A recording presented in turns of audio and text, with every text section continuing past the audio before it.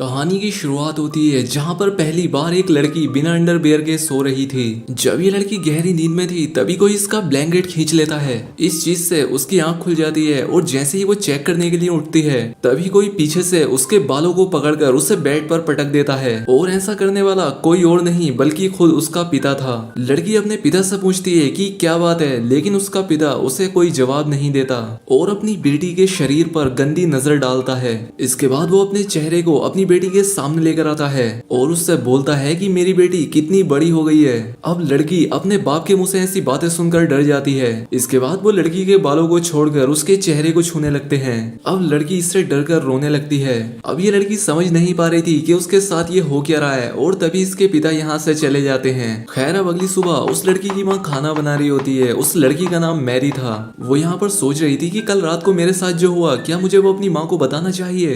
तभी उसकी बहन भी सीढ़ियों से नीचे आ जाती है और उसका भाई भी टेबल पर आकर बैठ जाता है। तभी उसके पिता भी यहाँ पर आकर बैठ जाते हैं और ऐसा बिहेव कर रहे थे जैसे कल रात कुछ उन्होंने किया ही ना हो। मैरी सोचती है कि कल रात तो ये मुझे बड़ी बुरी तरह से देख रहे थे और आज ये इतने नॉर्मल कैसे हैं। इसलिए मैरी अपनी टेबल से उठती है और वहाँ से चली जाती है। तभी उसकी माँ यहाँ पर आकर खाना जोर से टेबल पर पटकती है। यहाँ किसी को भी समझ नहीं आ रहा था कि यहाँ हो क्या रहा है। यहाँ पर मोम बड़ी ही अजीब तरह से खाना खाती है जैसे उसने पिछले कई दिनों से खाना खाया ही ना हो।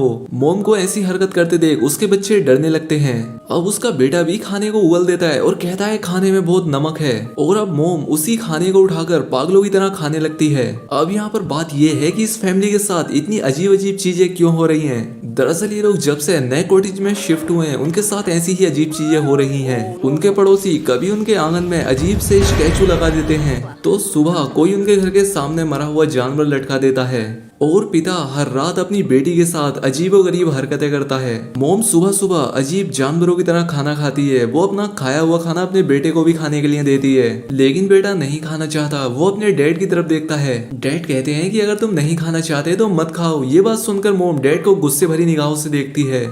इसके बाद खाने को टेबल पर फेंक देती है और प्लेट्स को भी नीचे फेंक देती है। इससे बच्चे बहुत डर जाते हैं और मोम उन पर चिल्लाने लगती है। मोम अपने बेटे से कहती है कि जो मैं बनाती हूँ उसे चुपचाप खा लिया करो। वो इतनी जोर से चिल्लाती है कि उसका बेटा डर के मारे रोने लगता है। उन्हें समझ ही नहीं आ रहा था कि ये हो क्या रहा है, लेकिन ये तो बस अभी शुरुआत थी।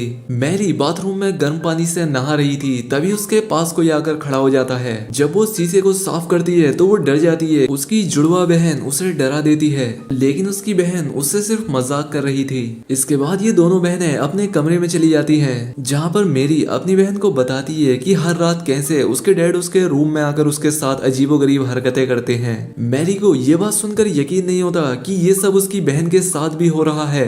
तभी उनके डैड भी वहाँ पर आ जाते हैं। ये दोनों बहनें जो आपस में बात कर रही थी, इनके डैड ने भी वो सब सुन लिया था। यहाँ पर डैड उनसे कुछ पूछने लगते हैं और इतने में ही वो एक चाकू निकाल कर उन पर अटैक कर देते हैं। मैरी उन्हें धक्का देकर गिरा देती है और इसके बाद ये दोनों बहनें यहाँ से भाग जाती हैं। लेकिन तभी अचानक से फिर से उनके डैड उनके सामने आ जाते हैं और मैरी के बालों को पकड़ लेते हैं। वो कुछ देर के लिए इन दोनों को देखते हैं। इसके बाद मैरी को नीचे फेंक देते हैं। मैरी सीढ़ियों पर जाकर गिरती है और वहीं पर बेहोश हो जाती है। मैरी की बहन एना डर कर वहाँ से भागने लगती है। जब वो पीछे मुड़कर देखती है तो वो पाती है कि उसके डैड उसके पीछे नहीं आ रहे हैं। डैड स्टोरेज रूम में जाते हैं और वहाँ से एक बड़ा सा हथौड़ा लेकर बाहर आते हैं। दूसरी तरफ मैरी को भी होश आ जाता है और वो अपनी बहन को ढूंढने लगती है। तभी उसे लगता है कि उसके पीछे कोई है और जब वो पीछे मुड़कर देखती है तो वो पाती है कि उसके डैड हथौड़ा लेकर उसके पीछे खड़े थे। अब वो हथौड़ा लेकर मैरी पर हमला करने ही वाले होते हैं कि तभी एना जोर से चिल्लाती है, जिससे डैड रुक जाते हैं। एना एक बैट से अपने डैड के मुंह पर जोर से मारती है, लेकिन उसके डैड को कुछ भी नहीं होता और इसके बाद वो उस पर भी हथौड़े से हमला करते हैं। लेकिन एना नीचे झुक जाती है और हथौड़ा दरवाजे पर लग जाता है। तभी नीचे से एक जानी पहचानी सी आवाज आती है। वो आवाज किसी और की नहीं होती बल्कि उनके डैड की थी, जो कि ऊपर आ रहे थे।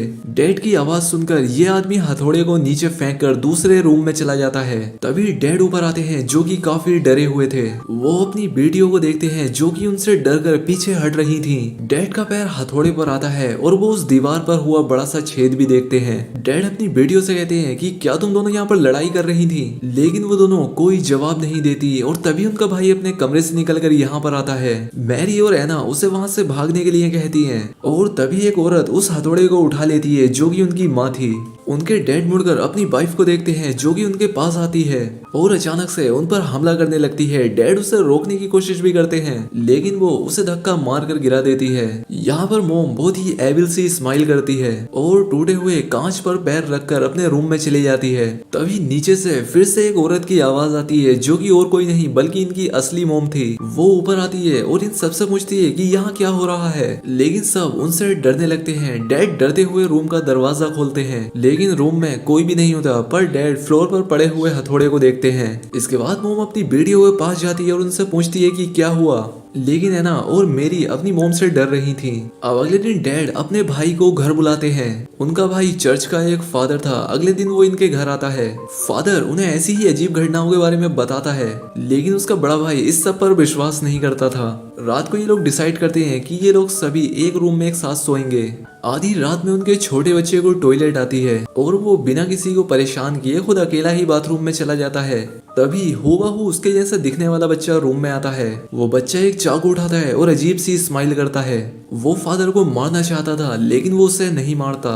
ऐसा लग रहा था जैसे उसे किसी चीज ने रोक दिया हो। तभी फादर अपनी आंख खोलते हैं और फादर की वजह से ही ये लोग एक रात चैन की नींद ले पाए थे। अब क्योंकि फादर अकेले इस चीज से नहीं लड़ सकते थे इसीलिए वो अपनी एक सीनियर की हेल्प मांगते हैं। सभी सीनियर आपस में बैठकर बात करते हैं कि आखिर इस फैमिली के साथ हो क्या रहा है और ये सभी लोग एक्सोर्सिज्म करने का प्लान बनाते हैं। ये फादर अपने काम में काफी माहिर होता है और इसके काफी चाहने वाले भी थे। शाम को फादर्स की टीम उनके घर जाने के लिए निकलती है लेकिन रास्ते में एक कौवा उनकी गाड़ी के कांच पर अटैक करके उसे तोड़ देता है जिससे गाड़ी का बैलेंस बिगड़ जाता है और गाड़ी एक गड्ढे में जाकर क्रैश हो जाती है। दूसरी तरफ डैड अपनी बेटी मेरी को बेड से बांध देता है। यहाँ पर मोम उसे समझाने की कोशिश करती है लेकिन वो कहता है कि ये सब ठीक करने का बस यही एक रास्ता है। अब आधी रात में फादर खून से लथपथ होकर उनके घर आते हैं और बताते हैं कि सभी फादर्स मारे जा चुके हैं इसलिए अब जो भी करना है वो हमें ही करना होगा। यहाँ पर मैरी को बेड से बंधा हुआ देखकर वो अपना काम करना चाहते थे लेकिन उन्हें इसमें डर लग रहा था क्योंकि लास्ट टाइम जब उन्होंने एक्सोर्सिज्म करने की कोशिश की थी तो शैतान ने फादर की पूरी फैमिली को मार दिया था। उन्हें डर लग रहा था कि कहीं फिर से ऐसा ना हो जाए और अगर ऐसा हुआ तो वो अपने भाई की फैमिली को भी नहीं बचा पाएंगे और इस बात का पछतावा उसे पूरी जिंदगी रहेगा।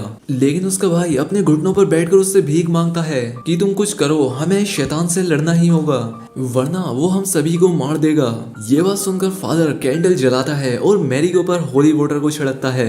मैरी होली वाटर की वजह से चिल्लाने लगती है। उसे समझ नहीं आ रहा था कि ये हो क्या रहा है। इसके बाद फादर मैरी के सीने पर एक क्रॉस रख देता है और उसे एक लकड़ी से मारने लगता है। मैरी दर्द से चिल्लाने लगती है और उससे पूछती है कि वो उसके साथ ऐसा क्यों कर रहा है। फादर डैड से कहता है कि क्या तुम अब भी इस सब को जारी रखना चाहते हो, जिस पर डैड मैरी के पैर को पकड़ लेता है जिससे वो हिल ना पाए। अब मैरी जोर जोर से रोने और चिल्लाने लगती है और फादर जोर जोर से उस छड़ी से मैरी को मारता चला जाता है। ये देखकर उसके पिता रोने लगते हैं। इसके बाद फादर दूसरी वुडन स्टिक निकालता है और उससे मैरी को मारने लगता है। मैरी दर्द के मारे बेहोश हो जाती है और वहीं दूसरी तरफ जहां एक्सीडेंट हुआ था वहां पर पुलिस की टीम जाती है।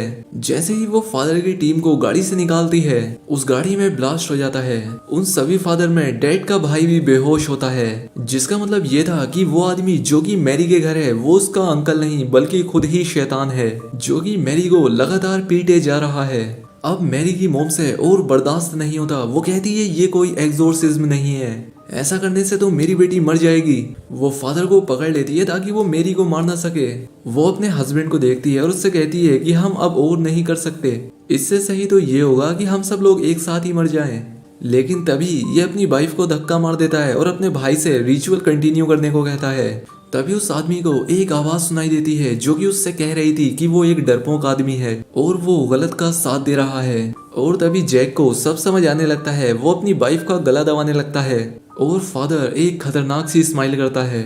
अब वाइफ एक कांच के गिलास को उठाती है और अपने हस्बैंड के सिर पर दे मारती है, लेकिन वो भी अपनी वाइफ को दीवार पर पटक देता है जिससे कि उसे बहुत चोट आती है। तभी वो अपने भाई की तरफ देखता है जो कि काफी डरावनी सी स्माइल करते हुए उसे देख रहा था और इसीलिए ये भी उस शैतान पर हमला कर देता है, लेकिन वो उसे मारकर नीचे गिरा देता है। और जैसे ही वो शैतान उस आदमी को मारने वाला होता है कि तभी रियल फादर यहाँ पर पहुंच जाते हैं। वो यहाँ पर कुछ मंत्र पढ़ने लगते हैं जिससे वो बुरी आत्मा यहाँ से गायब हो जाती है। मैरी बुरी तरह से जख्मी हो गई थी। वो स्टोरेज रूम की तरफ जाने लगती है और अपने डैड की तरफ देखते हुए पूछती है कि तुमने मुझे इतनी देर तक मार खाने क्यों दी। तभी फादर मैरी के सामने एक मिरर रखते हैं जिससे कि उसकी बॉडी से शैतान निकलकर बाहर आ जाता है। फादर उस शैतान को अपने शरीर के अंदर ले लेता है और अपने भाई से उसे मारने के लिए बोलता है, जिस पर उसके भाई टूटे हुए क्रॉस को उसके सीने में घुसा देता है, जिससे फादर और वो शैतान दोनों ही एक साथ मर जाते हैं। और इसी के साथ इस मूवी का भी यहाँ पर एंड हो जाता है। तो दोस्तों उम्मीद करता हूँ कि आपको एक्सप्लेनेशन पसंद आई होगी। अगर वीडियो अच्छी लगी हो तो वीडियो को लाइक और चैनल को सब्सक्राइब जरूर करें।